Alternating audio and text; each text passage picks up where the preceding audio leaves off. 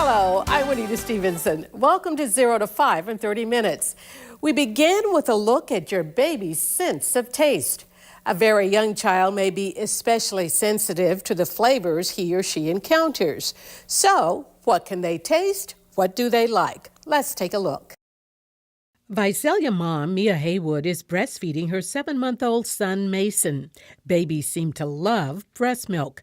Plus, it gives infants all the nutrients they need, and it contains antibodies that help provide protection from illness. He's always pretty much been on breast milk. We didn't start really introducing cereals and baby food until he was maybe about 6 months. But other than that, I pumped, and he drank breast milk exclusively. Exclusive breastfeeding is best for the first 6 months. After that, solid foods can be introduced to meet babies' growing needs as they continue to breastfeed.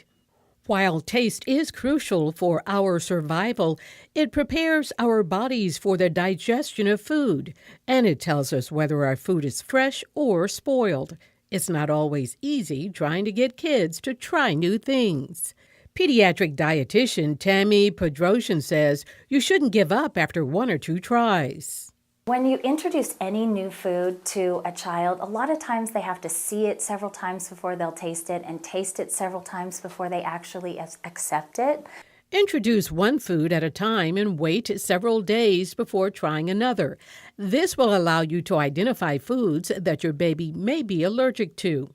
A child's first solid food is typically a cereal fortified with iron. After that, you should give them whole, not processed foods.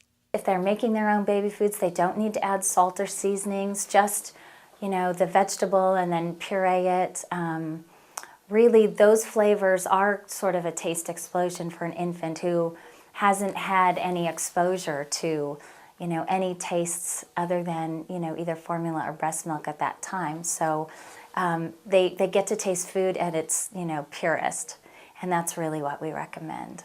You may find your child prefers fruits over veggies. When we recommend that moms and dads introduce foods to kids, we recommend generally starting with, after like a rice cereal, which is least likely to cause any kind of allergy, to start with the vegetables versus the fruits. Some kids, once they taste the fruits and the sweetness of them, they don't readily accept the vegetables as well. He likes bananas. He likes spinach, green beans.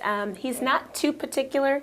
He doesn't like peas very much, but I don't know a whole lot of people who do. So he's pretty easygoing, just like his personality.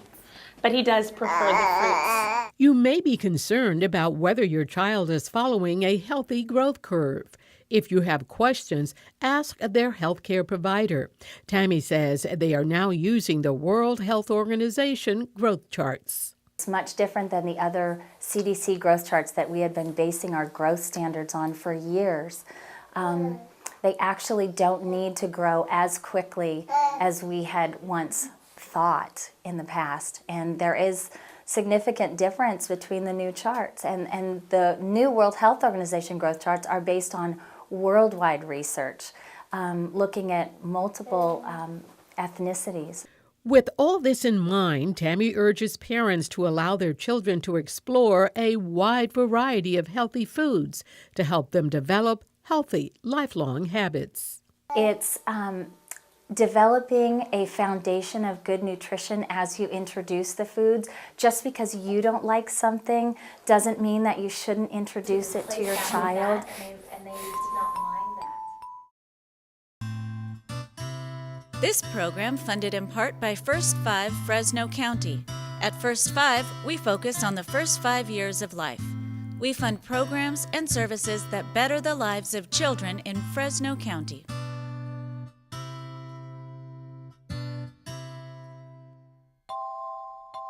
Additional funding from First 5 Tulare County.